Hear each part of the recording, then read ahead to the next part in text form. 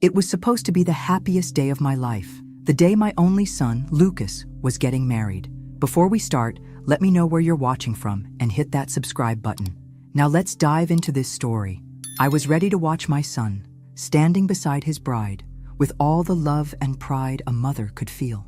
But instead, I found myself staring at my phone in disbelief, heart pounding. The text came through just as I was about to leave for the ceremony.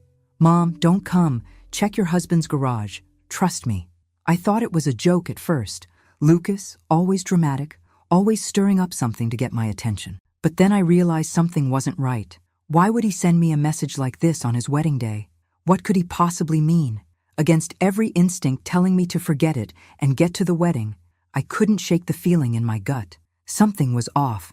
My stomach turned as I rushed downstairs, trying to calm myself. When I opened the door to the garage, my heart skipped a beat. There it was, a box. It was carefully placed, as if someone had been expecting me. My breath caught in my throat as I lifted the lid.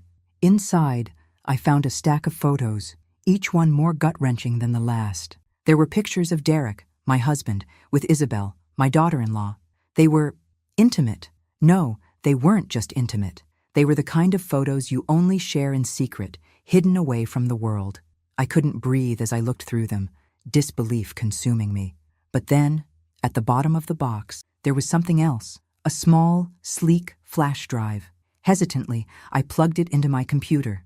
The videos that appeared were more than I could have ever imagined. There they were again, Derek and Isabel, in their own world, too close for comfort, caught in the act of betrayal. I could hardly believe my eyes. Was this real? Was I really seeing what I thought I was seeing? I felt like the ground had been ripped out from under me. My heart pounded, and for a moment I thought I might collapse. But I held on. I couldn't break down yet. I took a deep breath and steadied myself. With trembling hands, I whispered to myself, "But before all of this, let me tell you how it all started. A year ago, my life was nothing like it is now. Back then, I was still mourning the loss of my husband, Richard. His death left a hole in me that I wasn't sure would ever be filled. We had been together for over 30 years. We had built our life together, from the house we lived in to the small family we'd created. And then, in an instant, it was all gone. I wasn't sure how to move forward. I had the money, a hefty inheritance from Richard, who had left me comfortable. But that didn't fill the emptiness inside of me. And honestly, I never thought I'd be interested in anyone else. But life has a funny way of throwing the unexpected your way when you least expect it. It was one afternoon in the park that everything changed. Derek was sitting on a bench, reading a book. He looked up when I walked past, and there was something in his gaze, a quiet kindness. He was older than me, maybe in his mid-50s, his hair tinged with silver, and a certain sadness in his eyes that mirrored my own. We started talking. He told me that he had been a widower for a few years. He had lost his wife unexpectedly, and that pain, much like mine, was something that never quite goes away. There was an understanding between us from the very beginning, something unspoken that made me feel safe, heard, and understood. Derek was gentle, patient. He didn't rush things. Our conversations were long, late into the night, and after a few weeks, I realized I was looking forward to them. I was smiling again. 6 months after that first meeting in the park, we were married. It all happened so quickly. But with Derek, it felt right. I was ready to open my heart again, to let someone in. We built a life together, and I thought that was enough. Derek, who had been the kind of man who cherished the quiet moments, made me believe in the possibility of love again. At our wedding, Lucas met Isabel for the first time. She was Derek's niece, or so he said. Isabel was in her late 20s, beautiful and poised. She had this elegance about her, educated, polished, and so very attentive. I immediately liked her. She fit so perfectly into our lives. Not long after, Lucas and Isabel began spending more and more time together. I thought nothing of it at first. It felt natural. Isabel was young, ambitious, and full of life, and Lucas seemed to enjoy her company. I liked seeing my son happy again after his difficult breakup with his last girlfriend. Isabel was just the kind of woman I had hoped he would find. 2 months later, they were officially dating. I saw the spark between them, the way they looked at each other, and I couldn't help but smile. It felt like everything was falling into place. I thought that maybe my son had finally found the one. Then, less than a year later, Lucas proposed. Isabel said yes, and suddenly, we were planning a wedding. Lucas's wedding, the one I'd been dreaming about since the day he was born. Derek and I were both overjoyed, but I had no idea that in the blink of an eye, everything I thought I knew about my family was about to be turned upside down. What I thought was the beginning of a beautiful chapter in our lives was actually the beginning of something far darker. I was snapped out of the whirlwind of memories by the buzzing of my phone. The sudden vibration felt like a jolt to my already rattled nerves. I glanced at the screen and saw Lucas's name. My heart skipped a beat as I answered. "Mom, listen to me," Lucas said, his voice tense and urgent. "Don't come.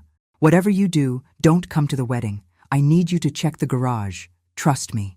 The words hit me like a slap across the face. My mind was racing, trying to understand. What was going on? Why was he telling me this? Was something wrong? My body went cold, and for a moment I couldn't speak. I thought he might just be overwhelmed with the day, nervous about the wedding, but something in the tone of his voice made my blood run cold. "Lucas," I said, struggling to keep my voice steady. "What's going on? Why won't you let me come?" His response came quickly. His words clipped and rushed. "I've suspected Isabel for months, Mom. I hired a private investigator. He confirmed everything yesterday. They're a pair of con artists. Derek and Isabel. They've been playing us this whole time." The world tilted. I barely registered his words at first. My brain was reeling, and the shock of it all left me breathless. How could this be possible? How could Derek, my husband, the man I had trusted, be involved in something so vile? And Isabel, my own daughter-in-law?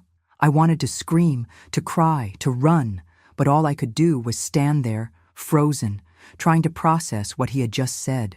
"I don't know what to do," I whispered, feeling tears start to gather in my eyes. I can't believe this, Lucas." He was quiet for a moment, then said, "You need to get out of there, Mom. I'm on my way, and I've already called the police, but you have to stay calm. Don't do anything yet. Just stay safe." I wanted to ask him a million questions, to demand to know how this all started, how he knew why no one told me sooner, but I couldn't. I couldn't handle any more information. The weight of the betrayal was too much, and in that moment, I just wanted to escape, to run far away from it all.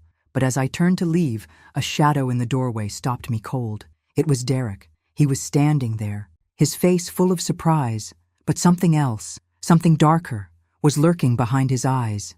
"What are you doing here, Helena? What's going on?" His voice was low, his tone sharper than usual. I felt a lump form in my throat. I couldn't tell him the truth. Not yet. Not while my heart was still breaking into a million pieces. I swallowed hard, trying to push the panic away. "I was just looking for a box of old things," I lied, my voice barely above a whisper. He didn't believe me. I could tell. The way he looked at me, the way his brow furrowed. He could sense something was wrong. His gaze hardened, and he took a step closer. "Helena, you don't look all right. What's really going on?" I froze. My pulse quickened. I could feel the tension building between us, like a storm about to break. Derek knew something wasn't right, and I knew I had to keep my calm, but it was slipping away. "I'm fine," I said, forcing a smile that didn't reach my eyes. I'm just fine." But inside, I wasn't fine. I was anything but. My whole world was collapsing around me, and Derek was standing right there, looking at me like everything was normal, when I knew it wasn't. The air was thick with suspicion. It was only a matter of time before the truth came out, but I couldn't let it happen yet. Not when Lucas was still on his way, not when the police were coming. I had to buy myself some time. Derek studied me for a moment longer, and I could see the doubt flickering in his eyes. The moment was pregnant with tension. He stepped closer, then stopped, looking me up and down with a strange, unreadable expression. "What's going on, Helena?" he asked again, his voice low. I stood there, frozen, as the lies twisted in my throat. What was I supposed to say to him? That I knew everything? That I knew he was a part of something much darker? I forced myself to breathe, one step at a time. "I'm just looking for a box," I repeated, my voice trembling. "I'm fine." But Derek wasn't convinced. I could feel the walls closing in around me, the weight of the lie, the weight of the truth I was keeping from him. And I knew, deep down, that it wouldn't be long before everything came crashing down. I stood there in the garage, trying to steady my breathing, trying to convince myself that everything would be fine, that it was all just a misunderstanding. But the longer I stood there, the more I felt the walls closing in. The truth was like a weight pressing down on my chest, suffocating me. I had to get out. I turned quickly, heading back into the house. My heart was pounding as I went to the front door, but as I reached for my keys, my stomach dropped. They were gone. My car keys, the only way out of this nightmare, were nowhere to be found. I ran to my purse, frantically searching, but they weren't there either. My mind raced, panic setting in. I could feel the sweat beginning to bead on my forehead. I tried to convince myself it was just a mistake, that Derek had moved them, but deep down, I knew the truth. I wasn't going anywhere. I pulled my phone from my pocket, desperate to call Lucas, but my heart sank again. No signal. I checked the screen, and the Wi-Fi icon was gone, replaced by the dreaded no service message. Someone had cut the line. I was trapped. My breath hitched as I glanced nervously toward the stairs. I had to get upstairs, get to my room, lock myself in, and figure out what to do next. If I stayed down here, I had no idea what Derek might do. With a shaky breath, I bolted up the stairs, my legs weak beneath me as I reached the bedroom. I slammed the door behind me, locking it as quickly as I could. I stumbled backward, my back pressing against the cold wood, trying to catch my breath. The silence of the house was deafening. My heart was hammering in my chest, every sound feeling like a threat. But then, I heard it. A knock on the door. "Helena? Are you okay? I heard you crying." Derek's voice called softly, his tone pretending concern, but I could sense something deeper beneath it. I froze, my blood running cold. My stomach twisted as I struggled to keep my composure. I couldn't let him in. I couldn't let him see how broken I was, how terrified, but I couldn't find the words to respond, so I whispered as steady as I could manage, "I'm not feeling well, Derek. I'm fine. Please, just leave me alone." For a moment, the house was silent again. I thought maybe he'd leave. Maybe he'd let me have some time to gather my thoughts. But I was wrong. The knock came again, more insistent this time. "Helena," he said, his voice a little harder now. "You're acting strange. What's going on? I need to come in. We need to talk." I could feel the pressure mounting as I pressed myself further into the door. I couldn't let him in. I couldn't face him, not with all the knowledge I had now, not knowing that he had been lying to me, betraying me, playing me for a fool. "I'm really not feeling well," I said again, my voice trembling more than I wanted it to. But Derek wasn't going to back down. His voice shifted, darker now. "Helena, something's wrong. Let me in." I closed my eyes, my heart racing. He was starting to see through my lies. I had to keep it together. But then I heard the unmistakable sound of his hand on the door handle, testing it. The lock was secure, but I knew it wouldn't hold forever. Derek was relentless, and I was running out of time. I had to think. I had to get out of here. "Helena, stop hiding. Let me in," Derek pressed, his voice now taking on an edge that made the hair on the back of my neck stand up. "You can't keep running from this." I knew he was growing frustrated, maybe even angry. His calm facade was starting to crack, and that was when I realized I was no longer just dealing with the man I had married. Derek was becoming something else, something dangerous. I could hear the anger in his voice as he began to pound on the door. "Helena, open this door!" I jumped back, startled by the force of the sound. My pulse was pounding in my ears. I could hear him outside, breathing heavily, trying to force his way in. My body screamed for me to run, to escape. But where could I go? I looked toward the window. It was too high to jump, too dangerous. But the thought of facing Derek like this, trapped in this room, I couldn't do it. I had no choice. The pounding grew louder, more insistent. "Helena!" Derek shouted, his voice now angry, demanding. "You can't hide from this forever." I took one last, desperate breath, my mind racing. And then, as the pounding continued, I knew I had to make a choice. But the question remained, what was I going to do? The pounding on the door didn't stop. Each strike sent a jolt through my already fragile state, and every time I heard Derek's voice, I could feel the panic rising in my chest. He was relentless. There was no escaping him. I glanced around the room, searching for something, anything, to help me hold the door shut. My eyes landed on a small dresser in the corner, its wood sturdy enough to slow him down for a moment. Without thinking, I shoved it toward the door, trying to wedge it between the handle and the frame. The sound of the furniture scraping across the floor echoed through the silence, and I winced, hoping it was enough to keep him from getting in. I took a step back, my chest heaving as I looked at the door. My breath was coming in short, panicked gasps, but I had to stay calm. I couldn't let him in. Not now. Not when I knew what he'd done. The pounding stopped for a moment. I thought maybe he was giving up, but then his voice came through, softer, almost too calm. "Helena, what's going on?" he asked, sounding concerned, but I could hear the edge in his tone. "Why are you acting like this? What did you find?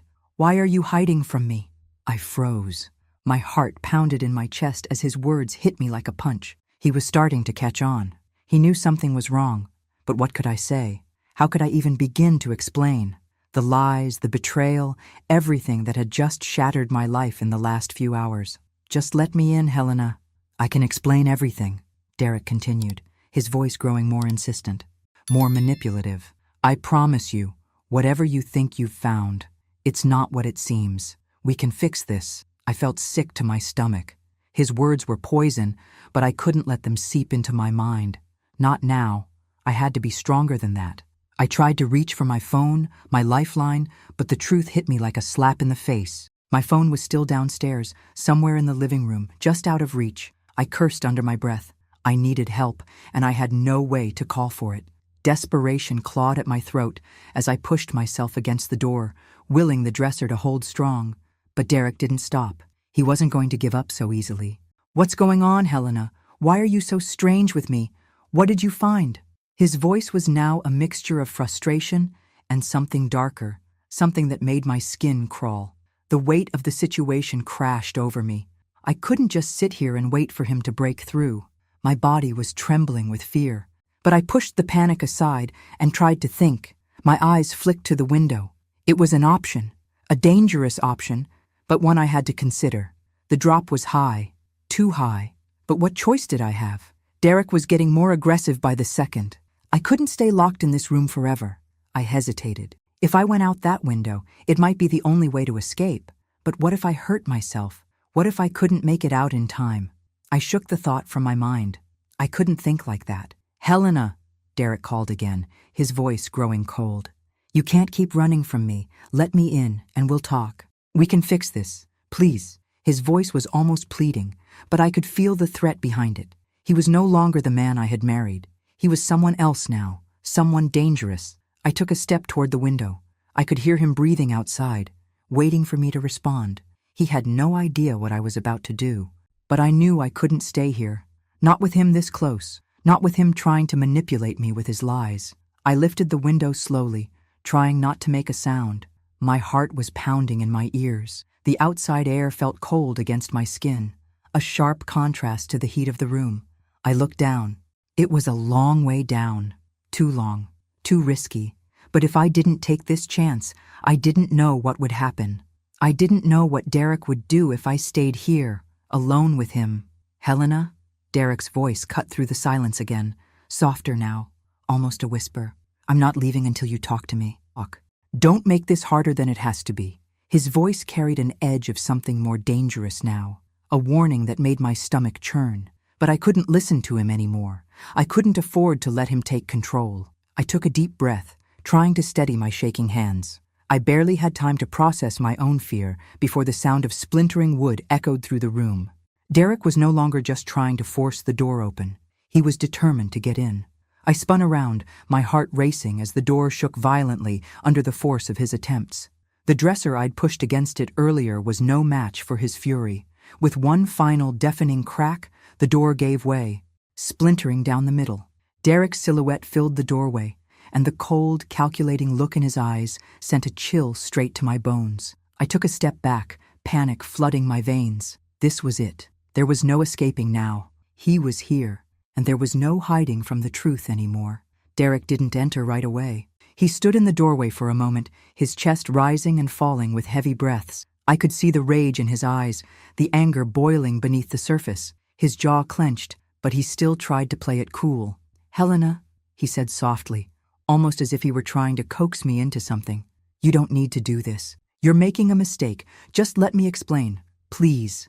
I shook my head, my hands trembling as I backed up further into the room. The chaos of the moment was too much for me to handle. I couldn't breathe, couldn't think clearly. All I could focus on was the man standing in front of me, the man I had loved, the man who had betrayed me in ways I couldn't even comprehend. But then, something inside me snapped. I wasn't going to sit here and let him manipulate me anymore. I grabbed the stack of photos from the bed, the damning evidence of his affair with Isabel. Without a word, I threw them in his face, the pictures scattering across the floor. They were sharp, undeniable truths, each one a reminder of the cruel deception that had shattered my world. Derek's eyes widened, his face contorting with disbelief as the photos hit him. He looked at them, then back at me, and I saw the shift in his demeanor. The smooth talker, the charming man I had married, was gone. In his place stood a man who was now desperate to salvage whatever was left of his lies. "It was a mistake, Helena," he said, his voice strained, desperate. "I didn't mean for it to happen.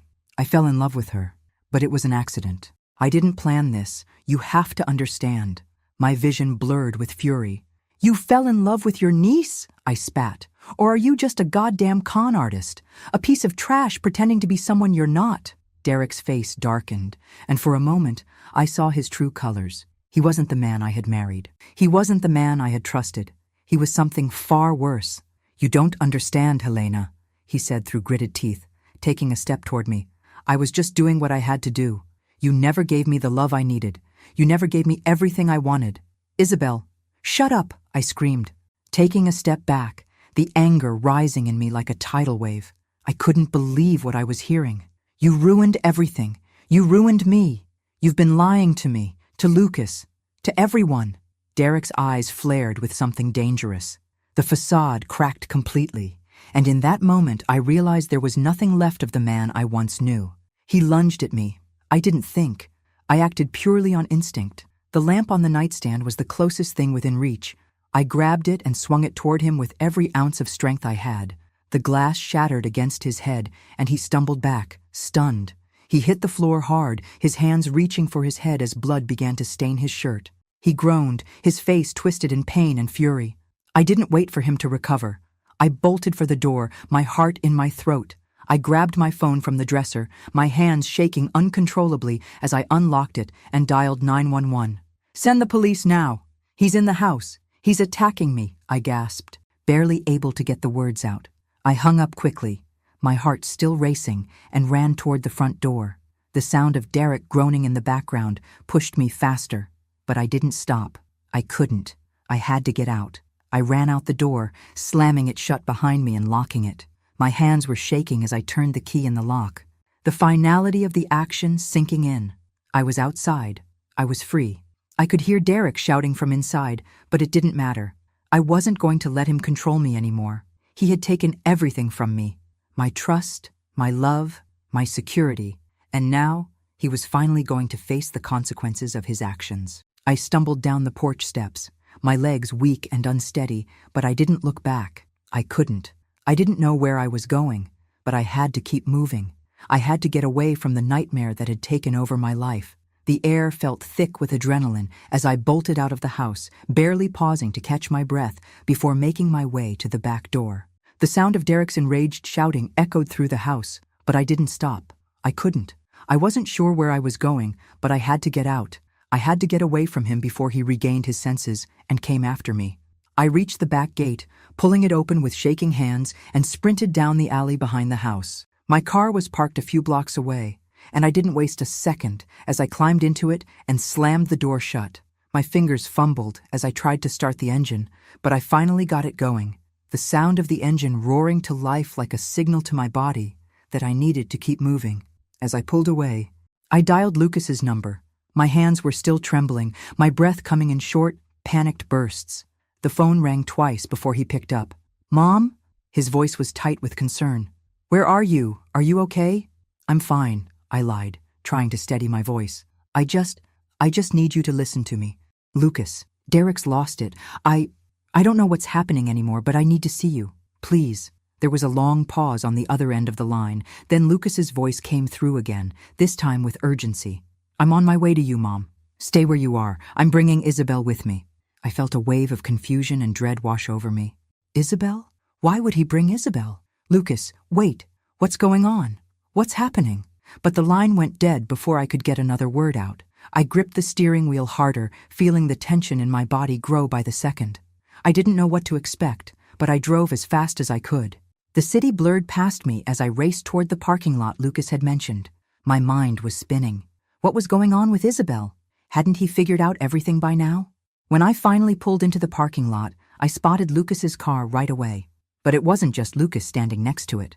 Isabel was inside, locked in the car, her face pressed against the window, staring out at me. My pulse quickened. Something didn't feel right.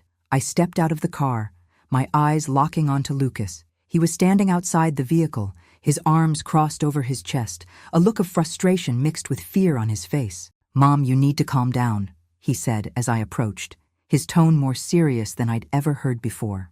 I stopped in my tracks, my heart pounding as I looked at him, confused and desperate for answers. "Lucas," I gasped, my voice strained. "What the hell is going on? What are you doing with Isabel? You know everything, right? Why is she here? Why are you with her?" Lucas didn't meet my gaze. Instead, he glanced at Isabel in the car, then back at me. "Isabel," his voice trailed off for a second. "She didn't know. Not everything. I thought she was just as much a victim as I was, but she's not. She's been part of the plan the whole time." My stomach dropped at his words. Isabel?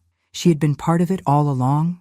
I looked at her, still sitting there in the car, and the guilt in her eyes made my blood boil. She looked so broken, so helpless. But then, I realized something.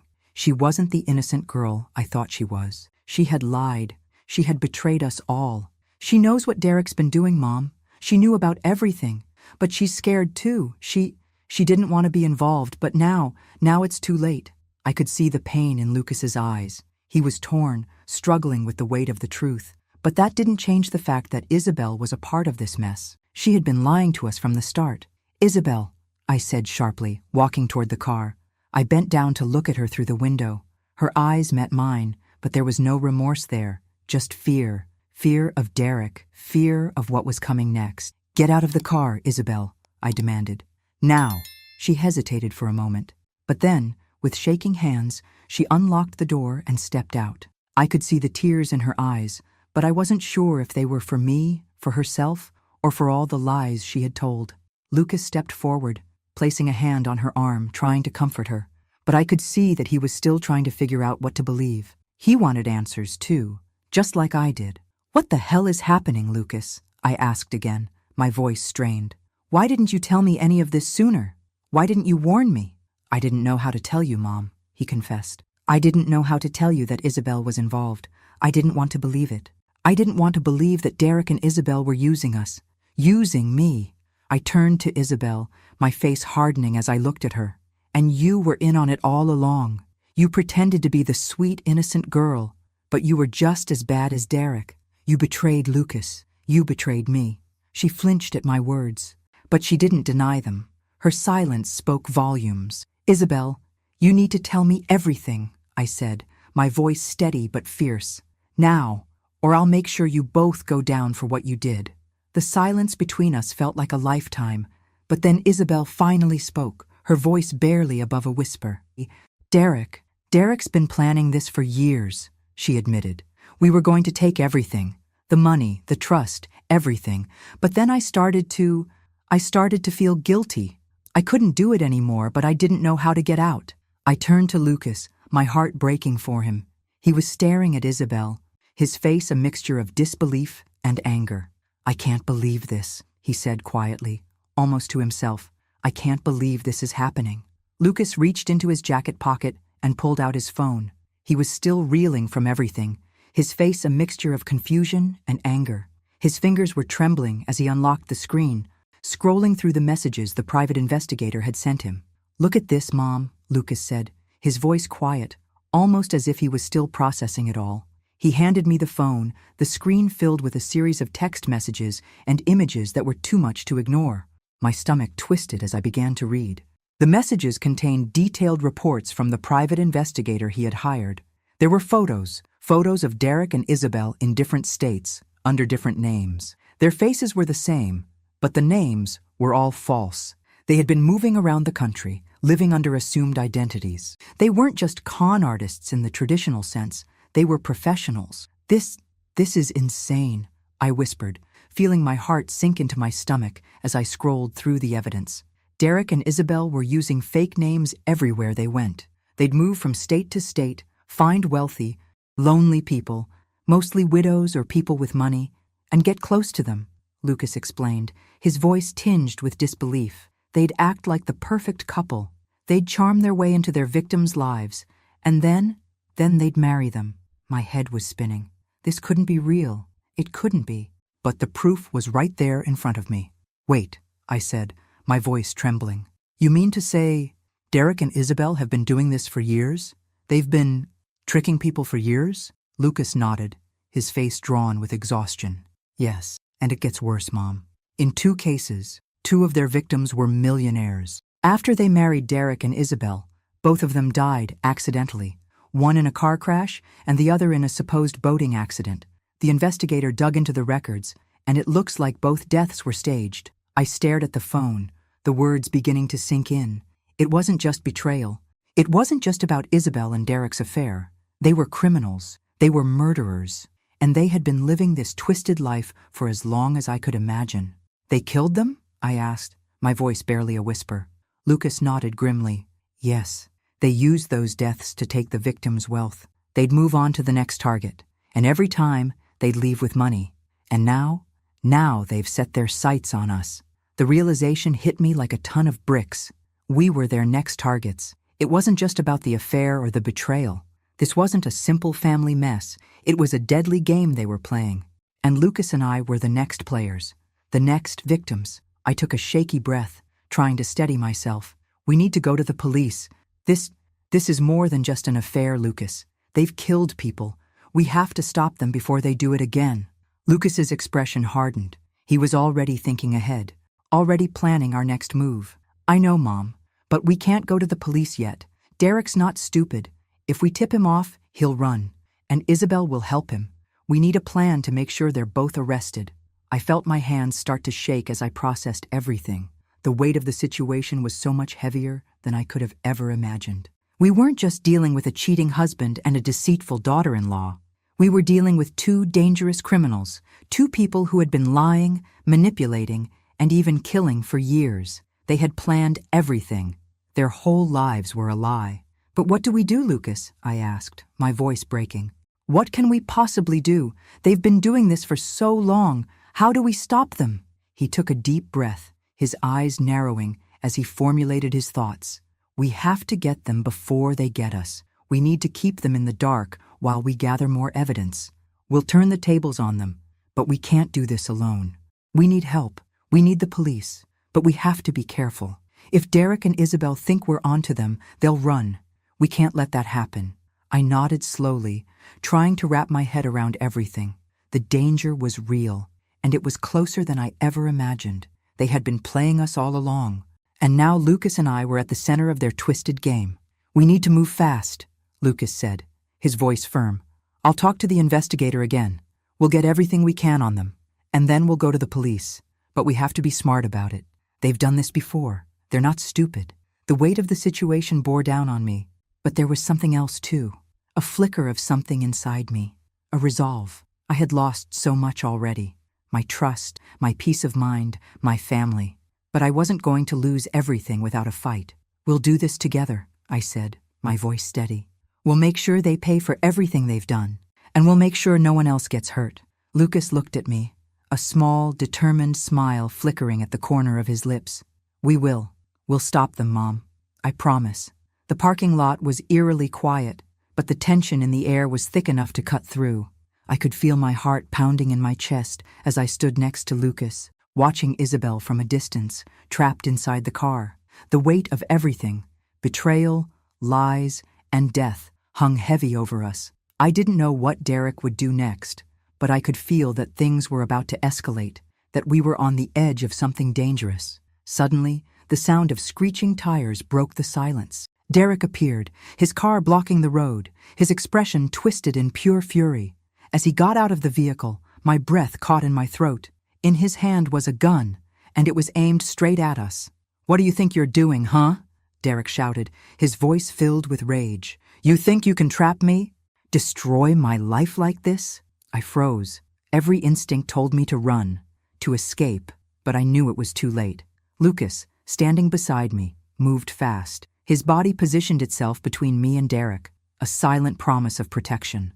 I could see the resolve in his eyes, even though his face was pale with fear. "You're not getting away with this, Derek," Lucas said, his voice sharp.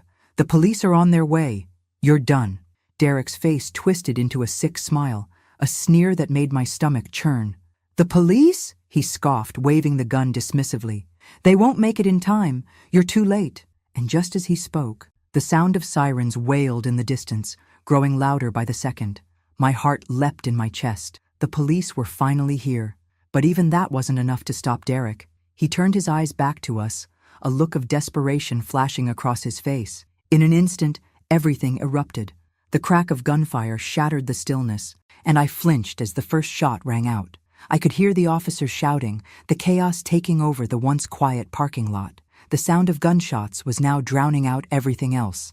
Derek fired again, his aim wild, and the police responded in kind. The air was thick with tension, and all I could do was hold on to Lucas, my breath catching in my throat. I could barely keep my eyes open, the noise and the chaos too much to process. Suddenly there was a shout, and I saw Isabel, still inside the car, her hands pressed against the glass. Before I could even think, I watched as the officers surrounded the car and quickly pulled her out. They slapped the handcuffs on her with swift precision, and I could see the panic in her eyes. This was it. It was over for her. But the danger wasn't over for us. Derek, realizing he'd lost control, turned on his heels and dashed back to his car. I watched, helpless, as he slid behind the wheel, his hands shaking with anger, and started the engine. He wasn't going to give up that easily. He was still trying to escape. "Mom, we need to stay down," Lucas yelled, pulling me to the side as I watched Derek's car race toward the exit of the parking lot. But it was too late. Derek was gone. He was speeding away, and I could only watch, helpless and shaking, as he disappeared into the night. The police had secured Isabel, but Derek was out there, still free, still a threat. My heart sank as the realization hit me hard. I could hardly process what had just happened. My mind was spinning, my body still locked in fight-or-flight mode. The police were moving in, securing the area, but I couldn't shake the feeling that this wasn't over, not by a long shot. "Lucas," I breathed, my voice barely a whisper. "What now? What do we do?" He turned to me, his face grim but determined. "We keep going. We can't stop until Derek is caught. We can't stop until it's over." But deep down, I knew this was only the beginning. The car ride felt endless, and with each passing second, the weight of what we just experienced seemed to press down harder. Isabel was in the hands of the police now, but Derek was still out there, free, and I couldn't shake the feeling that we were running out of time. I glanced at Lucas, his jaw tight, eyes fixed on the road ahead. "Do you think he's gone?" I asked, my voice trembling despite my best efforts to remain calm. Lucas didn't answer right away. His hands gripped the steering wheel so tightly that his knuckles turned white. "He's still out there, Mom. He won't stop until he gets what he wants." I swallowed hard, trying to process his words. My mind raced. The entire day had been nothing but chaos, and now Derek had slipped through our fingers. He was still out there, still a threat, and I couldn't imagine what lengths he would go to for one last, desperate escape. "He's going to try to destroy us, Lucas. He's already done so much. He'll stop at nothing," I whispered, my voice barely audible over the hum of the engine. Lucas's grip on the wheel tightened even further, but he didn't take his eyes off the road. "But he won't get away with it. Mom, not this time. He's not going to destroy us. Not now." His words gave me a small sense of hope, but the fear still gnawed at my insides. Derek was dangerous, cunning, and ruthless, and we were the only ones standing in his way now. But would it be enough? As we pulled up to the house, a sense of relief washed over me. The police were already there, surrounding the property, making sure no one could get in or out without their knowledge. At least we had some semblance of safety for now. The officers were setting up a perimeter, their radios crackling with static, their movements quick and precise. They knew the gravity of the situation. I let out a shaky breath, grateful for the small bit of security. But as we stepped out of the car, I felt an unsettling sense of unease. The house, my once safe haven, now felt like a prison. It was almost too quiet, too still. "Do you feel that?" I asked Lucas, my voice thick with anxiety. "It doesn't feel right." "Does it?" He shook his head, his eyes scanning the area as if he too could feel the unease creeping in. "No, something's off. Derek, he's not here." A chill ran down my spine. We were supposed to be safe. The police had secured the perimeter, but something didn't add up. Derek had been here just hours ago. Angry, desperate, ready to do anything. And now, nothing. No sign of him. It was almost like he had vanished into thin air. The officers began to search the house, their flashlights sweeping through the rooms as they checked every corner, every closet. My heart hammered in my chest as they moved through the house, calling out to each other. But there was nothing. No sign of Derek. No trace of him at all. One of the officers came up to us, his face grim. "There's no sign of him, ma'am. No evidence that he's been here recently. He's not in the house. We've checked everything." I felt a wave of panic rise in me. Where could he be? Where had he gone? "He must have fled," the officer continued. "He's hiding somewhere. He knows we're onto him. He's just waiting for the right moment to strike." That was exactly what I feared. Derek was a predator. He'd been planning this for too long, and now he was waiting, biding his time, waiting for the perfect opportunity to finish what he started. I turned to Lucas, my eyes searching his face for any trace of comfort, but I could see it in his eyes. He was just as unsettled as I was. The uncertainty was heavy. "Where is he, Mom?" Lucas asked quietly, his voice shaking. "Where could he be hiding?" I shook my head. I didn't have the answers. I didn't know where Derek was, and the thought of him lurking somewhere, just out of reach, terrified me. He could be anywhere. He could be planning his next move, waiting for us to let our guard down. As the minutes ticked by, the tension in the air grew thicker. Every room I passed in the house seemed to grow colder, every shadow more ominous. Derek had been here, and now he was gone. But the fear of what he might do next clung to me like a suffocating fog. The silence was deafening. The officers continued to search the property, but they weren't finding anything. Nothing that could tell us where Derek was hiding. The sense of dread continued to settle deeper into my bones. "He's out there, Mom," Lucas said, his voice tense. "He's out there, and he's not going to stop until he's finished what he started. We need to be ready for anything." I nodded, my stomach twisting. He was right. Derek was out there, and I knew that whatever came next, we needed to be ready. But the uncertainty was unbearable. Where was he? What was he planning? And how much longer would it be before he came for us again? The silence in the house was suffocating. We had checked every room, every closet, but still, Derek was nowhere to be found. I stood there, my nerves stretched thin, my pulse quickening with every second that passed. It wasn't just the fear of the unknown. It was the unbearable feeling of him still being out there, somewhere, lurking, waiting for the right moment to strike. And then, it happened. A door slammed shut from upstairs, its force echoing through the house like a gunshot. I froze. "No, no, it can't be," I whispered, my heart racing, each beat loud in my ears. My body went cold as the terrifying possibility became a reality. "He's here," I whispered, almost too afraid to speak the words aloud. Lucas turned to me, his face pale. "Stay calm, Mom. We need to check the house." We moved quickly, instinctively, toward the source of the sound. My mind screamed at me to run, to hide, but my feet were already carrying me forward. We crept toward the living room, our eyes darting around, trying to make sense of the stillness. The air felt thick with tension as we entered the room, and then, my breath caught in my throat. There he was, standing in front of us, tall and terrifying, with that cruel smile spread across his face. Derek. I couldn't believe it. After everything we had been through, he was still here, still free. "Thought you could stop me, huh?" Derek's voice was low, dangerous. "Thought you could trap me in my own game? Think again." He laughed bitterly, the sound echoing off the walls. And then, before I could react, he lunged toward Lucas. A quick movement, too fast for me to stop. He struck, and Lucas crumpled to the floor, a sharp gasp escaping his lips. "Lucas!" I screamed, my voice full of panic and fear. I rushed to his side, but before I could reach him, Derek shoved me back with such force that I stumbled, almost losing my balance. His eyes were wild, filled with rage and something darker. He was no longer the man I had married. This was something else, something completely unrecognizable. "You think you can escape me, Helena?"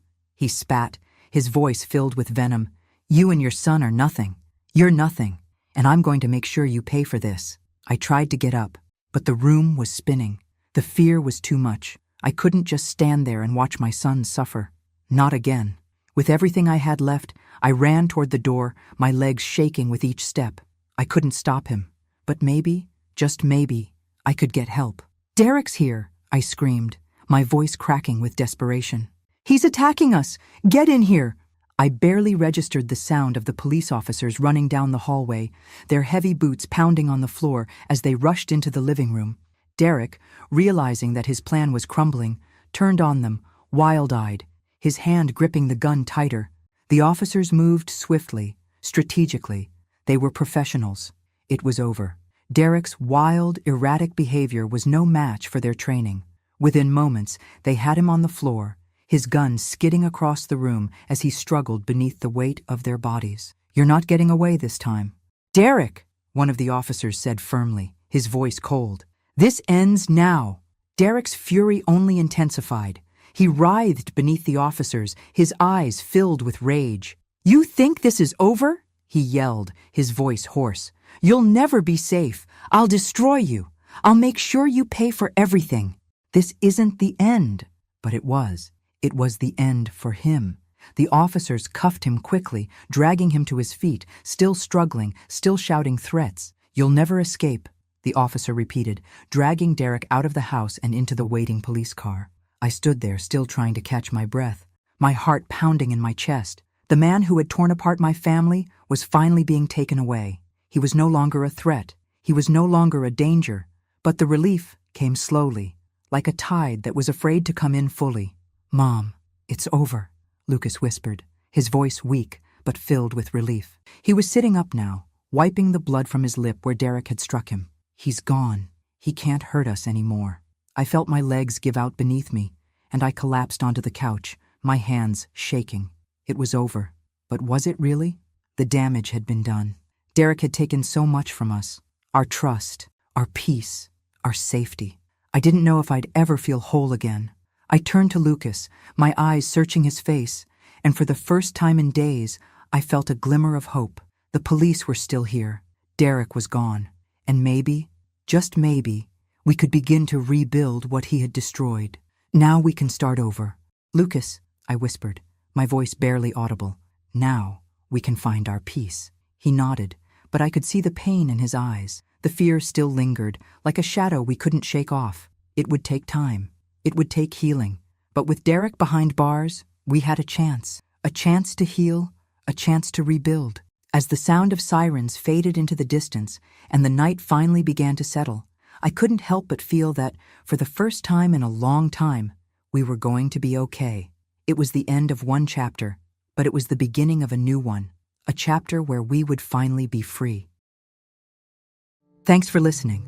Don't forget to subscribe and feel free to share your story in the comments. Your voice matters.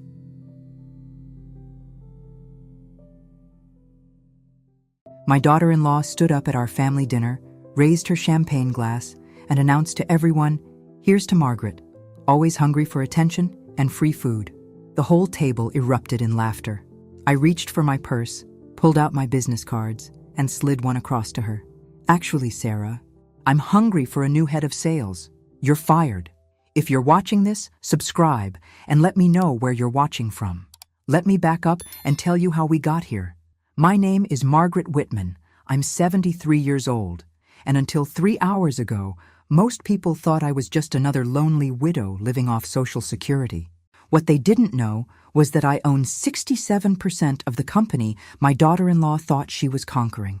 It all started when my son David met Sarah 5 years ago. She was working as a junior sales rep at Thompson Marketing, fresh out of business school with an MBA and enough ambition to power a small city. David was smitten from day one. She was everything he thought he wanted. Beautiful, driven, successful, or so we all believed. "Mom, you'll love Sarah," he told me over coffee that first week. "She's got this incredible business sense. She just became the top salesperson at her company." I smiled and nodded, genuinely happy for his happiness. After losing his father to cancer 2 years earlier, David deserved some joy. The first time I met Sarah, she arrived at my modest suburban home in a designer suit, checking her phone constantly and making comments about the cute little neighborhood. She was polite enough, but I caught her rolling her eyes when David mentioned that I volunteered at the community center. "That's sweet," she said with a condescending smile. "Everyone needs hobbies." What she didn't know was that I'd been running a successful consulting firm for 40 years. Whitman Strategic Solutions had helped over 200 businesses increase their profits, streamline operations, and navigate complex market challenges. We were small, efficient, and extremely profitable. When David and Sarah got engaged after 2 years of dating, she insisted on having the wedding at the country club. "David deserves the best," she announced, as if I might argue. I wrote the check without complaint, happy to see my son marry someone he loved. The problems started almost immediately. Sarah had opinions about everything: my clothes, my car, my furniture. She'd make little comments during family dinners about how I needed to get with the times or try harder with my appearance. David would laugh nervously and change the subject. "Maybe we should get you a smartphone, Mom," Sarah suggested one Thanksgiving. "It might help you stay connected to the modern world." The way she said it made me sound like I was living in a cave, but I bit my tongue. David was happy, and that mattered more than my pride. 2 years into their marriage, Sarah landed what she called her dream job as head of sales at Preston Industries, a mid-sized consulting firm. She couldn't stop bragging about it. Every conversation included updates about her commission checks, her new office, or her plans to revolutionize their entire sales strategy. "I'm going to turn that place around," she declared at our monthly family dinner. "Their current sales team doesn't know what they're doing. I'll probably be running the whole company within 5 years." That's when I realized exactly which company she was talking about. Preston Industries wasn't just any consulting firm. It was my biggest competitor. And if Sarah was now their head of sales, things were about to get very interesting indeed. Sarah's success at Preston Industries became the only topic of conversation at our family gatherings. Every month brought new stories of her achievements, each one delivered with increasing arrogance. "I closed the Henderson account last week," she announced during Sunday dinner, cutting into her steak with theatrical precision. "Biggest sale in company history. They said it couldn't be done, but I made it happen." David beamed with pride. "Tell Mom about the bonus." $50,000, Sarah said, watching my face carefully for a reaction. "Cash. Plus, they're giving me a company car and talking about profit sharing." She leaned back in her chair, savoring what she clearly thought was my amazement. What she was actually seeing was my calculation. The Henderson account. I'd been courting them for 3 years. My team had done all the groundwork, built the relationship, identified their needs. Preston had swooped in at the last minute with an aggressive bid and stolen the contract. "That's wonderful, dear," I said, refilling my water glass. "Competition keeps everyone sharp." Sarah's smile faltered slightly. She'd been expecting more enthusiasm, maybe some questions about how she'd managed such a coup. Instead, I'd treated it like news about the weather. Over the next few months, Sarah's stories became more elaborate. She was single-handedly transforming Preston's entire operation. She'd recruited new clients, redesigned their sales process, and was being considered for a partnership track. "The other sales reps hate me, of course," she said with obvious satisfaction. "They're jealous because I'm showing them how it's really done. Old-school methods don't work anymore."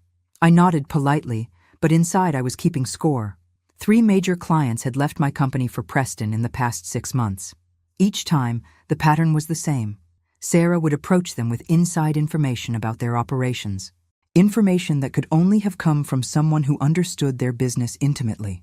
The problem was, I'd never told anyone outside my company about these clients' specific challenges, which meant Sarah was either incredibly gifted at research or she was getting help from someone with access to confidential information. "Mom, you should ask Sarah for business advice," David suggested one evening as we cleaned up after dinner. "She really knows this stuff. Maybe she could help you with your volunteer work." Sarah laughed, a sound like ice cubes clinking in a glass. "David, your mother's community center projects are sweet, but they're not exactly high-stakes business. I deal with million-dollar contracts and complex negotiations. It's a different world." That's when I decided it was time to do some research of my own. I called my attorney, Marcus Whitman. no relation, despite sharing a last name, and asked him to look into Preston Industries' recent activities. Marcus had been handling my legal affairs for 15 years and knew how to be discreet. "What exactly are you looking for, Margaret?" he asked. "I want to know how they're winning contracts that should have been ours," I said. "And I want to know if there's any pattern to their new business." The report came back 2 weeks later, and it confirmed my suspicions. Every major client Preston had stolen was someone I'd had preliminary discussions with. Somehow they were getting information about my strategies, my pricing, and my clients' specific requirements. But here's what Sarah didn't know about those preliminary discussions. I'd never actually wanted those particular contracts. They were too small, too complicated, or had too many red flags for profitability. I'd been using them as decoys while I pursued the clients I actually wanted. So while Sarah thought she was outmaneuvering me, she was actually helping me eliminate problem accounts while I focused on the profitable ones. Preston Industries was taking on all the headaches while Whitman's Strategic Solutions kept the cream. It would have been brilliant strategy, if only I'd planned it that way. The invitation to David and Sarah's 5th wedding anniversary party arrived on embossed cardstock with gold lettering. "An evening of celebration at the Riverside Country Club," it announced. "Cocktails, dinner, and dancing to honor our journey together." I RSVP'd, yes, naturally, though something about the whole thing felt performative. Sarah had been planning this party for months, treating it like a corporate merger announcement rather than a celebration of marriage. "It's going to be perfect," she told me over lunch the week before. "I've invited everyone important. All the partners from Preston, the mayor, the Chamber of Commerce president. This is really about networking as much as celebrating." Of course it was. Everything with Sarah was about networking. The party was exactly what I'd expected. Elegant, expensive, and designed to impress. Sarah had chosen a black cocktail dress that probably cost more than most people's monthly salary, and she worked the room like a politician running for office. "Margaret!" She appeared at my elbow with a practiced smile. "I'm so glad you could make it. You remember the Hendersons, don't you? From the account I mentioned?" I did indeed remember the Hendersons. Jim Henderson stepped forward with an embarrassed expression. "Mrs. Whitman, I hope there are no hard feelings about the contract. Business is business, you understand." "Of course," I said pleasantly. "I hope Preston is meeting all your expectations." Jim's smile became forced. "Well, there have been some challenges with implementation. More complicated than we were led to believe." Sarah's laugh was a little too bright. "Jim's just perfectionist. We'll work through any little issues." After they walked away, I found myself genuinely curious about what little issues meant. In my experience, when clients used that phrase, they were usually facing much bigger problems than they wanted to admit. The dinner portion of the evening featured speeches from several of David and Sarah's friends, each one praising Sarah's business acumen and David's success at his marketing firm. Sarah glowed under the attention, raising her glass to acknowledge each compliment. Then came David's speech about his incredible wife and her amazing career achievements. He talked about her rise at Preston Industries, her record-breaking sales figures, and her plans for the future. "Sarah doesn't just work in business," David said, his voice filled with pride. "She is business. She's taught me so much about strategy and negotiation. She's going to be running her own company someday." The room erupted in applause. Sarah stood up to take a bow, and I could see the calculation behind her smile. This wasn't just a party. It was a campaign event for her professional ambitions. But then, something interesting happened.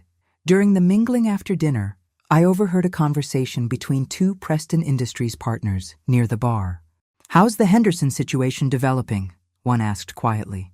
"Disaster," the other replied. "They're threatening to terminate early. Sarah promised them results we can't possibly deliver with their budget. The whole thing was oversold. That's the 3rd account this quarter. Management's starting to ask questions." They noticed me nearby and quickly changed the subject. But I'd heard enough. Sarah's record-breaking sales were beginning to show cracks. Later, as the party wound down, Sarah cornered me near the coat check. "Margaret, I've been thinking. You've been managing that little consulting business of yours for so long. Maybe it's time to consider retirement? I could help you find someone to take it over." Her tone was concerned, almost motherly, but her eyes held something else entirely. "That's very thoughtful," I said, retrieving my coat. "I'll certainly give it some consideration." As I drove home that night, I realized Sarah wasn't just competitive. She was actively trying to eliminate competition. The question was, how far was she willing to go? The phone call came on a Tuesday morning while I was reviewing quarterly reports. Marcus's voice was carefully neutral, which usually meant bad news. "Margaret, we need to talk. Can you come to my office this afternoon?" 2 hours later, I was sitting across from Marcus's mahogany desk while he laid out a series of documents that made my blood run cold. "Someone has been making inquiries about acquiring Whitman Strategic Solutions," he said. "Very specific inquiries about your client list, your assets, and your succession plans." I picked up the top document, a formal letter of intent from Preston Industries, offering to purchase my company for what they termed fair market value. The number they'd proposed was insultingly low. "When did this arrive?" I asked. "Yesterday. But Margaret, that's not the interesting part." Marcus pulled out another file. "The inquiry came with detailed information about your business that they shouldn't have had access to. Client names, contract values, even your overhead expenses. Someone had been feeding Preston Industries confidential information about my company. Someone with intimate access to my operations. The timing is suspicious too," Marcus continued. "This offer came just days after several of your long-term clients received unsolicited proposals from Preston for services identical to what you've been providing them." My hands were steady as I reviewed the documents.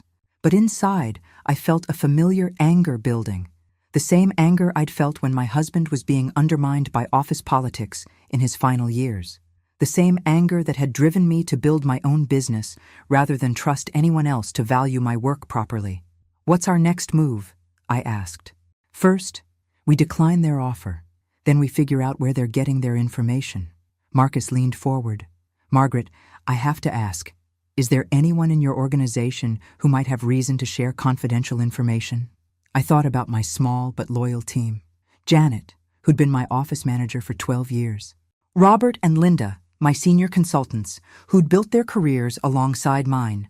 None of them had any reason to betray the company that had provided their livelihoods. But then I remembered Sarah's recent interest in my little consulting business, her suggestions about retirement, her detailed questions about my client relationships during our family dinners. "I need you to investigate something," I told Marcus. "Quietly. I want to know if there's any connection between Preston Industries and someone in my family." Marcus's eyebrows rose, but he simply nodded. "I'll have an answer for you by Friday." The rest of the week passed slowly. I went through the motions of running my business, meeting with clients and reviewing proposals, but part of my mind was constantly calculating possibilities and preparing for different scenarios. Friday afternoon, Marcus called. "Can you come in? I have information you need to see in person." This time, the documents on his desk told a story that was both predictable and infuriating. Financial records showed regular payments from Preston Industries to Sarah Wilson, my daughter-in-law, for consulting services dating back 8 months. "She's been working as their business intelligence consultant," Marcus explained. "Officially, it's all above board, but the timing of these payments corresponds exactly with Preston's successful bids on contracts that should have gone to your company." The betrayal was complete. Sarah had been systematically undermining my business while playing the devoted daughter-in-law at family dinners. She'd used her access to our family conversations to steal my clients and weaken my company, all while positioning herself as the successful businesswoman and me as the aging amateur. But Sarah had made one crucial error in her calculations. She assumed I was just a small-time consultant who'd stumbled into moderate success. She had no idea about the true scope of my business or the resources I had available. "Marcus," I said, setting down the financial records, "I need you to prepare some documents for me." It's time Sarah learned exactly who she's been playing games with. "What kind of documents?" I smiled, and for the first time in weeks, it was genuine. The kind that end games permanently. The next family dinner was scheduled for the following Sunday at David and Sarah's house, a sprawling colonial they'd bought in the upscale Meadowbrook neighborhood. As I drove through their tree-lined street, I reviewed my plan one final time. Sarah had been systematically betraying my business for almost a year, feeding information to Preston Industries that allowed them to steal my clients. What she didn't know was that Preston Industries wasn't just my competitor, they were one of my subsidiaries.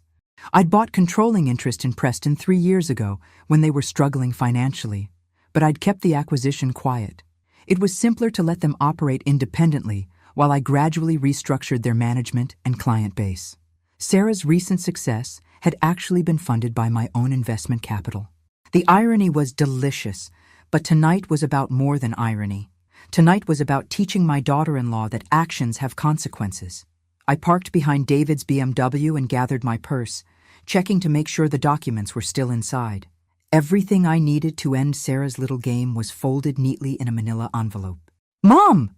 David opened the door with his usual enthusiasm. "Perfect timing! Sarah just opened a bottle of that wine you like." Sarah appeared in the hallway, impeccably dressed as always, her smile warm and welcoming. "Margaret, you look wonderful! Come in! Come in!" If I hadn't known about her betrayal, I would have believed her genuine pleasure at seeing me. Sarah was, I had to admit, an excellent actress. Dinner was Sarah's usual production. Expensive ingredients prepared with Instagram-worthy presentation. She'd clearly spent considerable time and money on the meal, which made sense given that it was being financed by the profits she was stealing from my company. "I have exciting news," Sarah announced as we finished the main course. "Preston Industries is expanding. They're opening a new division focused on strategic acquisitions, and they want me to head it up." David beamed. "That's incredible. Tell Mom about the salary increase. 200,000 base, plus performance bonuses." Sarah couldn't hide her satisfaction. "They say I have a natural talent for identifying undervalued companies and finding ways to acquire them profitably." I nodded approvingly. "That does sound like quite an opportunity. What's your first target acquisition?" Sarah's eyes lit up. "Well, I probably shouldn't say too much, but there's this small consulting firm that would be perfect for our expansion plans. The owner is getting older, probably ready to retire, and they have some valuable client relationships we could leverage." "Fascinating," I said, setting down my wine glass. "Would I know the company?" "Whitman Strategic Solutions," Sarah said with obvious pride. "They think they're competing with us, but they're really just a mom-and-pop operation with outdated methods. Once we acquire them, we can modernize their client base and easily triple the revenue." David looked confused. "Wait, isn't that—" "Yes," I said calmly, reaching into my purse for the manila envelope. "That's my company." The color drained from Sarah's face. "Your— what?" I pulled out the first document, Preston Industries corporate structure, with my name highlighted as majority shareholder. "I own 67% of Preston Industries." "Sarah, I have for 3 years." Sarah stared at the document as if it were written in a foreign language. "That's impossible. You volunteer at the community center." "I also run a multi-million-dollar consulting firm," I said pleasantly. "The same firm you've been trying to destroy while stealing a salary from my subsidiary company." David was looking back and forth between us like he was watching a tennis match. "Mom, I don't understand. You never said you owned Preston Industries." It wasn't relevant until now. I pulled out the second document, the financial records Marcus had discovered. "Sarah has been selling confidential information about Whitman Strategic to Preston for the past 8 months. Information she gathered during our family dinners." Sarah's hands were shaking as she reached for her wine glass. "Margaret, you don't understand. This was just business strategy. I was trying to help Preston succeed." "By betraying your own family?" I asked. "By stealing clients from the woman who paid for your wedding?" The room went completely silent, except for the ticking of the antique clock in their dining room. Sarah's mask of competence had finally slipped, revealing the desperate ambition underneath. "What happens now?" David asked quietly. I smiled and reached for the third document. "Now Sarah learns what happens when you try to steal from someone who actually knows how to play the game." I slid the termination letter across the table to Sarah, who was staring at it like it might burst into flames. "Your employment with Preston Industries is terminated effective immediately," I said. "Your access to company systems has been revoked, and your final paycheck will be adjusted to reflect the unauthorized disclosure of confidential information." Sarah's voice was barely a whisper. "You can't do this. I have a contract. I have rights." "You have the right to legal representation," I replied calmly. "I suggest you use it. Marcus has prepared a comprehensive file documenting your breach of fiduciary duty. Industrial espionage is a serious matter. David had been silent through most of this revelation, but now he found his voice. Mom, surely we can work something out. Sarah made a mistake, but she's family. I turned to look at my son, my only child, who I'd raised alone after his father died. David, family doesn't steal from family.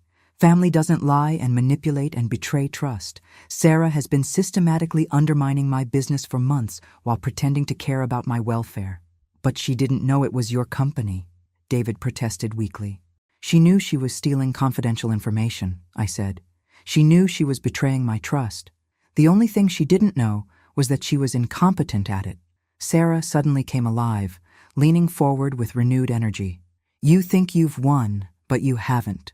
I have contacts throughout the industry. I know where all the bodies are buried. I can destroy Preston Industries' reputation with a few phone calls. The threat hung in the air between us. Sarah was showing her true colors now. No more pretense of family loyalty or business ethics. Just raw, desperate ambition. I reached into my purse one final time and pulled out a thick legal document. Sarah, meet your non-disclosure agreement, the one you signed when you started working for Preston. The one that specifically prohibits you from disparaging the company or revealing confidential information to competitors. Her face went white as she recognized her own signature on the document. Violation of this agreement carries a penalty of $5 million in damages, I continued, plus legal fees, plus potential criminal charges for industrial espionage. So please, make those phone calls. I'd love to see you try. Sarah slumped back in her chair, finally understanding the scope of her miscalculation. She'd been playing checkers while I was playing chess, and now she was seeing the board clearly for the first time. There's one more thing, I said, standing up and gathering my documents. David, I'm transferring my shares of Preston Industries to you. Consider it an early inheritance and a business education. David's mouth fell open. Mom, I don't know anything about running a consulting firm. You'll learn, and you'll have excellent teachers. Preston's current management team is very competent. They just needed better oversight. I looked pointedly at Sarah, which they'll definitely have now. As I walked toward the door, Sarah called after me. Margaret, wait, please. We can fix this. I'll apologize to the clients. I'll make restitution. Just don't destroy my career. I turned back to face her one last time. Sarah, your career was built on theft and deception. I'm not destroying it. I'm simply removing the stolen foundation it was built on. But what am I supposed to do now? I considered the question seriously. Here was a woman who'd spent months plotting against her own family, who'd stolen confidential information and betrayed every trust that had been placed in her.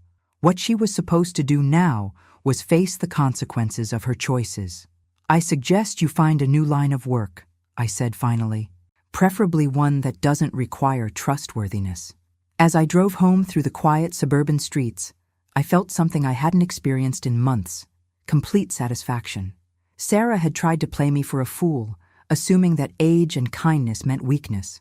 Instead, she'd learned that some games have rules she never bothered to understand. My phone buzzed with a text message from Marcus. Preston's Monday board meeting confirmed. You'll be announced as active chairman.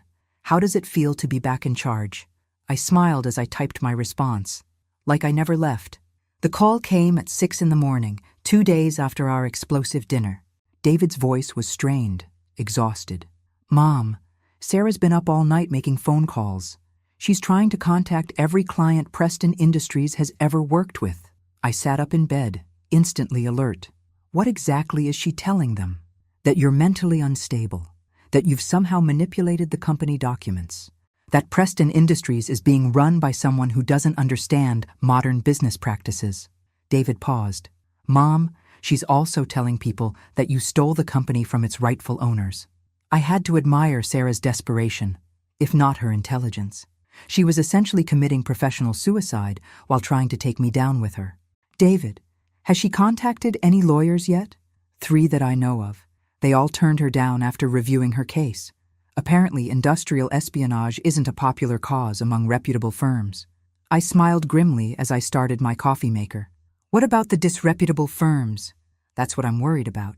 Mom, I think she's going to try something drastic. Yesterday she mentioned something about exposing the truth and making sure everyone knows what really happened. What really happened was that Sarah had systematically betrayed her own family for 8 months while stealing from my company. But people in desperate situations rarely see their actions clearly. "I need you to do something for me," I told David. "Contact Marcus immediately and have him prepare an injunction. If Sarah violates her non-disclosure agreement, I want legal recourse ready before she finishes her first phone call." Already done. Marcus called me yesterday. He said something about playing offense instead of defense. I think he's enjoying this more than he should. Marcus had been my attorney for 15 years, and he'd seen too many people try to intimidate his clients with baseless threats. Sarah was about to discover that threats work both ways. By noon, Sarah had made her move. A local business reporter called Preston Industries, asking for comment on allegations of fraudulent ownership and elder abuse in the corporate succession. The allegations were laughably weak. Sarah had no documentation to support her claims and no credible witnesses to her version of events. But she'd managed to plant seeds of doubt that could damage Preston's reputation if not addressed quickly. I called an emergency board meeting for that afternoon. "Ladies and gentlemen," I addressed Preston's senior management team, many of whom were meeting me in person for the first time. "You're all aware that we have a disgruntled former employee making false statements to the media. I want to assure you that these allegations are completely without merit. I distributed copies of the acquisition documents from 3 years ago, along with the financial records showing my investment in Preston's turnaround. As you can see, my ownership of this company is completely legitimate and well documented. What's not legitimate is Sarah Wilson's breach of her fiduciary duty and violation of her non-disclosure agreement." The management team reviewed the documents with the kind of thoroughness I appreciated. These were serious professionals who understood the difference between facts and desperate accusations. "What's our response strategy?" asked Linda Patterson, Preston's operations director. "Transparency and evidence," I replied.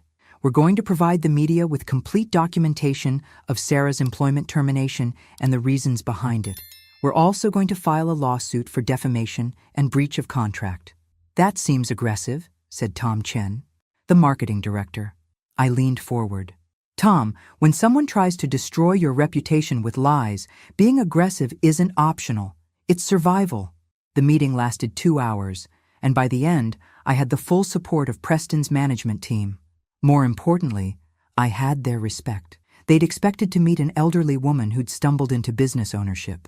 Instead, they found someone who understood exactly how to fight back against corporate warfare. As I left the office that evening, my phone buzzed with a text from an unknown number. "This isn't over. You think you've won, but you have no idea what you've started. S." I showed the message to Marcus when I got home. He read it twice, then smiled. "Margaret, she just handed us our defamation case on a silver platter. Threatening messages from terminated employees don't look good in court." "Good," I said. "But Marcus, I have a feeling this is just the beginning. Sarah's not the type to accept defeat gracefully." I was right. By the next morning, Sarah had escalated her campaign in ways I hadn't anticipated. The article appeared in the Business Journal's online edition at 7 a.m. sharp. "Local consulting firm embroiled in family financial scandal." Sarah had somehow convinced a reporter that I was using my business to financially abuse my own family. The article was carefully worded to avoid direct libel, but the implications were clear. It suggested that I had manipulated my son and daughter-in-law into giving me access to confidential information, then used that access to destroy Sarah's career when she tried to protect other family members. "She's good," Marcus admitted grudgingly as we reviewed the article in his office. "This is exactly the kind of story that sounds plausible without requiring actual evidence." The article painted Sarah as a devoted daughter-in-law who had discovered irregularities in my business practices and was being persecuted for trying to expose them. It portrayed me as a manipulative elderly woman using family loyalty to cover up unethical behavior.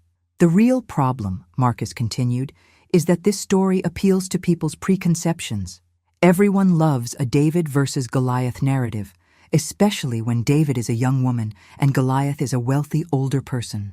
I stared out Marcus's office window at the busy downtown street below. "So how do we counter it?" "Evidence. Lots of evidence. And we need to be careful not to look like we're bullying a younger woman who's just trying to defend herself." That afternoon, David called me. His voice was different, cooler, more formal. Mom, I need to ask you something directly. Did you set Sarah up? Did you deliberately put her in a position where she would access confidential information so you could use it against her later? The question hit me like a physical blow. David, you're asking if I planned for my daughter-in-law to betray me? I'm asking if any of this was real. The family dinners, the conversations about business. Were you using us to gather intelligence on Preston Industries? I closed my eyes, feeling the weight of Sarah's strategy. She wasn't just attacking my business reputation. She was attacking my relationship with my son. She was making David question whether our family interactions had been genuine or calculated. David, I want you to think about something. If I had been planning to manipulate Sarah, would I have been surprised when she started stealing my clients? Would I have needed Marcus to investigate where Preston was getting their information? There was a long silence. I don't know, Mom. Sarah says you're much more calculating than you've ever let on. Sarah says a lot of things. Most of them are lies designed to cover up her own actions. But some of them might be true, David said quietly. You never told us about owning Preston Industries. You never mentioned how successful your consulting business really was. How many other secrets are you keeping? That was the question I'd been dreading. Because David was right. I had kept secrets. Important secrets about the true scope of my success and the extent of my business empire. David, I need you to come to my house tomorrow evening. There are things I need to show you, documents I need to explain. But I want you to understand something first. Every decision I've made has been to protect our family and ensure your future security. That's what Sarah said too, David replied, about her decisions. After he hung up, I sat in my kitchen, staring at the photo of David's father that I kept on the windowsill. Thomas had always said that the truth was like surgery. It hurt, but it was necessary for healing. Tomorrow, David would learn the truth about everything, including the secret I'd been keeping for 25 years about how I'd actually built my business empire. The secret that would either restore his faith in me or destroy our relationship forever. David arrived at my house the next evening with the careful posture of someone who expected disappointment. He'd clearly been wrestling with Sarah's accusations all day, trying to reconcile the mother he thought he knew with the businesswoman who had systematically destroyed his wife's career. Before we start, I said, leading him to the living room, I want you to understand why I kept certain information private. It wasn't about deception. It was about protection. I'd spent the afternoon organizing documents chronologically, creating a timeline that would make sense of the past 25 years. David settled into his father's old chair while I arranged the papers on the coffee table between us. It started when your father died, I began. You were 23, just starting your career. I had a modest consulting business and about $50,000 in savings. David nodded. He remembered those early years after the funeral, the financial stress, the uncertainty about our future. What you didn't know was that I'd also inherited something else from your father. A patent for a manufacturing process that he'd developed but never had time to commercialize. I showed him the first document, Thomas's original patent application from 1995. Your father was brilliant with industrial processes, but he was terrible with business development. He filed this patent and then forgot about it. What kind of process? David asked, examining the technical diagrams. A method for reducing waste in pharmaceutical manufacturing. It seemed minor at the time, but it became incredibly valuable when environmental regulations tightened in the early 2000s. The next document was a licensing agreement with a major pharmaceutical company. The royalty payments had started small, but had grown exponentially as more companies adopted Thomas's process. Within 5 years, I was earning more from patent royalties than from my consulting work, I continued. But I didn't tell you because I wanted you to build your own career, not depend on inherited wealth. David was studying the financial statements, his eyes widening as he saw the numbers. Mom, these royalty payments, they're enormous. $12 million over 15 years, I confirmed. I used that money to acquire struggling consulting firms, restructure them, and build what became a network of interconnected companies. I pulled out a corporate organizational chart that showed the full scope of my business empire. Preston Industries was just one piece of a puzzle that included 6 other companies across 3 states. This is why Sarah's betrayal was so ironic, I explained. She thought she was helping Preston compete against Whitman Strategic. She had no idea that her success at Preston was actually increasing my profits from both companies. David sat back in his chair, processing the scope of what I'd built. Why keep it secret? Why let people think you were just running a small consulting business? Because wealth changes how people treat you. It changes how family members approach you. I wanted our relationship to be genuine, not influenced by what you thought you might inherit. But Sarah figured it out somehow. I shook my head. Sarah never figured out anything. She was stealing information about Whitman Strategic's clients, but she had no idea about the parent company structure. Her intelligence gathering was limited to what she could overhear at family dinners. Then how did she know to target your clients specifically? That was the question I'd been hoping David wouldn't ask. Because the answer revealed the one part of this story that I wasn't proud of. David, I need to tell you about the conversations I had with Sarah during those family dinners. The questions I asked about her work, the interest I showed in her strategies. David's expression grew wary. What kind of questions? The kind designed to make her feel confident enough to reveal Preston's plans. The kind that encouraged her to share details about upcoming proposals and client presentations. The silence stretched between us as David realized what I was admitting. You were manipulating her from the beginning, he said quietly. I was protecting my business from someone who was already stealing from it. Sarah started gathering intelligence about my clients months before I began asking strategic questions. I was responding to her corporate espionage, not initiating it. But you could have just confronted her directly. You could have told me what she was doing. I looked at my son, my only child, who I'd raised to be honorable and trusting, and realized this was the moment our relationship would either survive or shatter. David, if I had told you that Sarah was betraying our family, would you have believed me? David's silence was answer enough. He wouldn't have believed me. He would have thought I was jealous of Sarah's success or threatened by her influence in his life. So instead of confronting the problem directly, you decided to manipulate both of us, he said finally. I decided to gather evidence, I corrected. Evidence that would be undeniable when the time came to act. By encouraging Sarah to commit more crimes? That stopped me short, because that's exactly what I had done, wasn't it? I'd encouraged Sarah to feel confident about her intelligence gathering, knowing that her overconfidence would eventually lead to mistakes that I could document. David, I need to show you one more thing. I pulled out the final folder, the one I'd hoped I wouldn't need to open. Something I discovered just yesterday that changes everything we think we know about Sarah's motivations. Inside the folder was a private investigator's report that Marcus had commissioned. What it revealed about Sarah's background was stunning. Sarah Wilson isn't who she claimed to be when you met her, I said, handing David the report. Her real name is Sarah Kellerman. She was fired from 3 previous jobs for corporate espionage and fraud. David's hands shook as he read the investigator's findings. Sarah had a history of targeting successful older men, gaining their trust, then systematically stealing from their employers or family businesses. She approached you deliberately, I continued, after researching our family and identifying me as the owner of a successful consulting business. Your relationship was never organic. It was a long-term con designed to gain access to my company. The report included photographs of Sarah with 2 previous targets, men in their 30s whose families had owned profitable businesses. In both cases, she'd married them, gained access to confidential information, then used that information to benefit competing companies. The wedding, the anniversary party, even her job at Preston Industries. It was all part of a plan to position herself to steal my company, I said. What she didn't anticipate was that I owned Preston too. David set down the report with trembling hands. How long have you known this?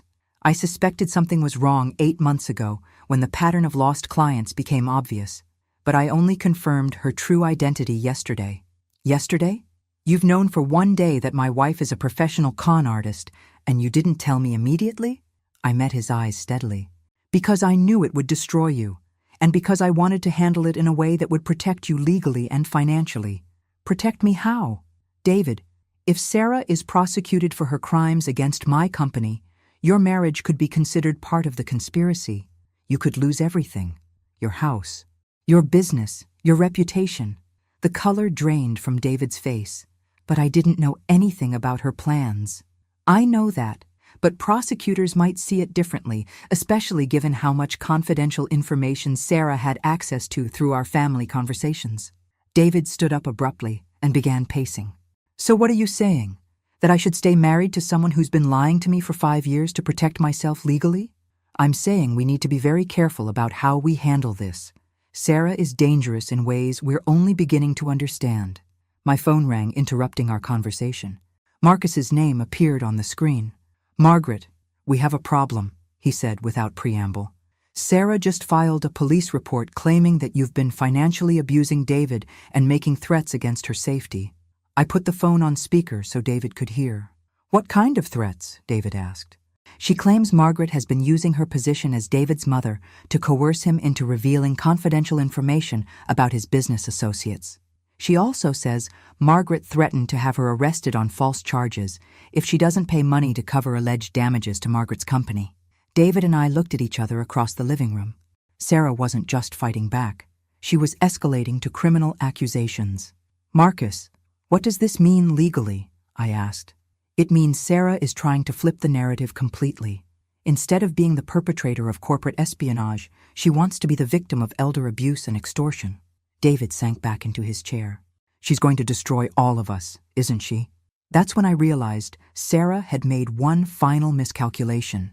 She was so focused on destroying my reputation that she'd forgotten about the one piece of evidence that would end her campaign permanently. Actually, I said, reaching for my phone, she just gave us exactly what we need to finish this. The next morning, I walked into the police station with Marcus, David, and a banker's box full of evidence. Detective Rodriguez had agreed to meet with us after reviewing Sarah's complaint, but I could tell from his expression that he was skeptical of all parties involved. Mrs. Whitman, he said, gesturing us into a conference room, your daughter-in-law has made some serious allegations. She claims you've been using your son to gather intelligence about her employer, then threatened her with prosecution when she tried to expose your activities. Detective Rodriguez, I said, settling into my chair. I'd like to play you a recording that I think will clarify the situation. I pulled out my phone and opened the voice recording app. 3 days ago, Sarah Wilson called me and left a voicemail. I'd like you to hear what she said. Sarah's voice filled the room, clear and unmistakable. Margaret, I know you think you've won, but you're wrong. I have enough information about your business practices to destroy you completely. Unless you reinstate my job at Preston Industries and pay me $2 million in damages, I'm going to make sure everyone knows what kind of person you really are. You have 48 hours to decide. Detective Rodriguez's eyebrows rose. That sounds like extortion. It is extortion, Marcus confirmed. And it's just the beginning. I opened the banker's box and began arranging documents on the conference table. Detective, what I'm about to show you is a comprehensive record of corporate espionage, identity fraud, and criminal conspiracy spanning 5 years. The first stack of documents detailed Sarah's theft of confidential information from Whitman Strategic Solutions. The second stack showed her history of similar crimes under different identities. The third stack contained the private investigator's report about her systematic targeting of wealthy families.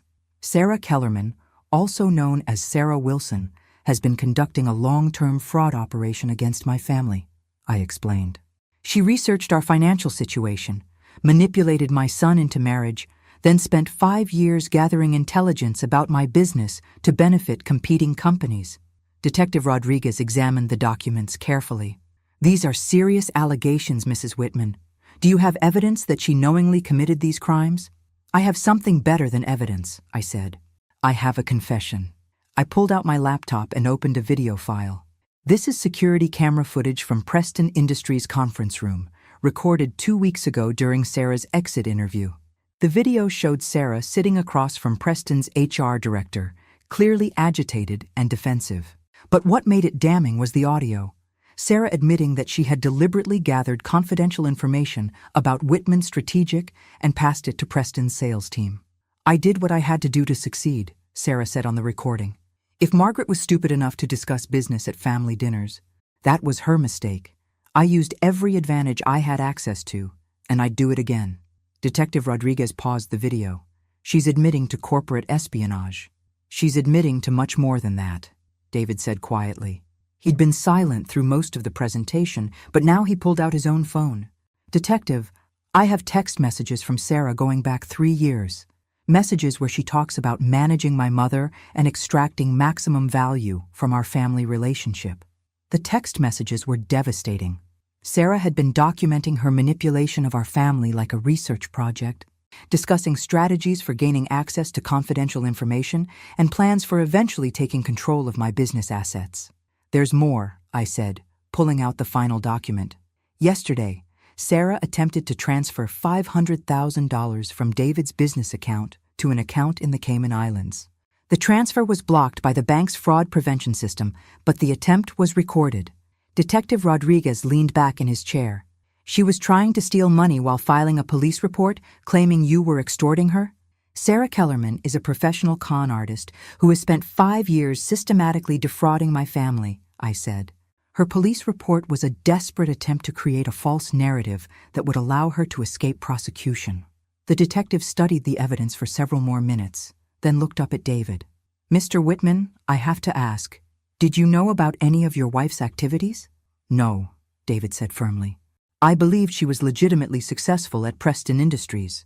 I had no idea she was stealing information from my mother or that she had a history of similar crimes." "And Mrs. Whitman, why didn't you report these crimes earlier?" I chose my words carefully, because I wanted to protect my son's marriage and reputation. I hoped Sarah could be redirected into legitimate success without destroying my family. I only decided to act when she escalated to extortion and false accusations. Detective Rodriguez gathered the documents into neat stacks. "Based on what I've seen here, I'm going to recommend that the district attorney's office file charges against Sarah Kellerman for corporate espionage, fraud, attempted theft, and filing a false police report." As we left the police station, David walked beside me in silence. Finally, he spoke. "Mom, I owe you an apology. I should have trusted you from the beginning." "You trusted your wife," I said. "That's what you were supposed to do. The fault here belongs entirely to Sarah. What happens now?" I looked at my son, my successful, honorable son who had been manipulated by a professional criminal for 5 years, and felt a profound sense of relief. "Now you rebuild your life with people who actually care about you," I said. "And I go back to running my businesses without looking over my shoulder for family members who are secretly working against me." 6 months later, Sarah Kellerman was convicted on all charges and sentenced to 5 years in federal prison. David's divorce was finalized without contest, and he kept his house, his business, and his reputation. As for me, I officially announced my ownership of Preston Industries and took active control of all my companies. At 73, I was busier than I'd been in decades, but I was also happier than I'd been in years. Because sometimes the best revenge isn't just winning, it's discovering that you never needed revenge at all. You just needed to stop allowing other people to underestimate you.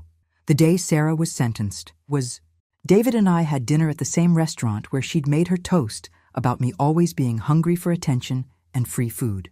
"You know what the ironic thing is?" I told David as we raised our glasses in celebration. "Sarah was right about me being hungry. I was hungry for honesty." Thanks for listening. Don't forget to subscribe and feel free to share your story in the comments. Your voice matters.